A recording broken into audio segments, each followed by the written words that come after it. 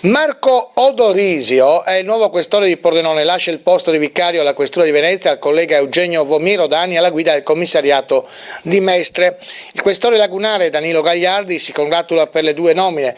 Odorisio è entrato in polizia negli anni 90, pugliese di origine, ha sempre operato nel Veneto, ricoprendo importanti incarichi. Il brillante investigatore ha diretto prima il commissariato di Marghera, poi la squadra mobile di Vicenza, di Verona e di Venezia, diventando vicario di Venezia nel 2014. Ora la nomina di Odorisio a questore di Pordenone. Qui le immagini sono di repertorio e si riferiscono al furto clamoroso a Palazzo Ducale. Ovviamente Odorisio prende il posto del questore Buso che è stato trasferito in quel di Sassari.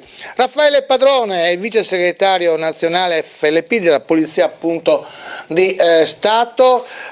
Prego Bacci, guardi, Bacci è il nostro uomo della settimana, il collega, io faccio da spalla, è responsabile del Messaggero Veneto. Per la fortuna degli ascoltatori. C'è Padrone. Allora Raffaele, tanto avete fatto in termini di organico e anche di attività sindacale con il vecchio questore, vecchio per modo di dire, non di età ma di permanenza, Pordenone e Buso, adesso arriva il nuovo questore, quindi risultati raggiunti e invece conquiste ancora da perseguire con la nuova guida. Con che animo lo ricevete e soprattutto cosa c'è da ottenere da questo nuovo questore?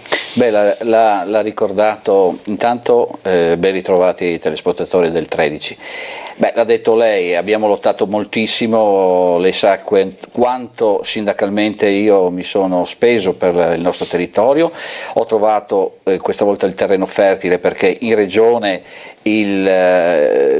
tutta la forza politica mi ha dato una mano, soprattutto il sindaco di Pordenone che è sceso con l'assessore alla sicurezza di Pordenone, è sceso e ha chiesto quello che io scrivevo sui giornali, cioè le condizioni in cui gli uomini soprattutto di Pordenone, ricordiamo che l'asticella dell'età più alta era Pordenone, poi c'era Udine, poi c'era Rieti, quindi Pordenone in auge ma negativamente.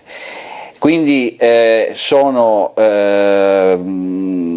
stati nominati 15 agenti che arriveranno a Pordenone, tra cui questi 5 sono nuovi, arrivano dalla scuola, quindi persone di cui abbiamo già i nominativi, la loro età, partiamo dal 1988 al 2000, al 93, quindi persone che hanno da massimo 30 anni.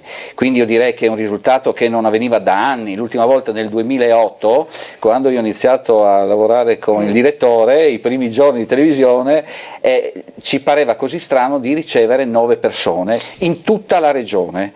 Quindi a Pordenone 15 in un colpo solo dobbiamo prenderli. I colleghi che sono arrivati, che arriveranno il 18, cominceranno il servizio a Pordenone, chiaramente saranno impiegati sicuramente nei servizi esterni, ma soprattutto per dare una mano a quelli che dopo 30 anni magari di operatività nelle volanti chiedono di andare in altri uffici, e questo sarà il lavoro grande del nuovo questore. Il nuovo questore che avete nominato voi è un personaggio per l'attività di polizia giudiziaria, è un personaggio che è sempre stato sulla strada, è un personaggio che è un ottimo funzionario per quanto riguarda la polizia giudiziaria. Oggi si trova questore e quindi ha in mano comunque una situazione di una gestione di una questura che è ben diversa da fare l'operatore, ma ha sicuramente le possibilità di richiedere e ulteriormente di far capire al Ministero, che magari ci ha abbandonato per tanti anni, che a Pordenone serve effettivamente, anche perché ricordiamo, è vero che arrivano 15 persone, ma 25 già vanno via,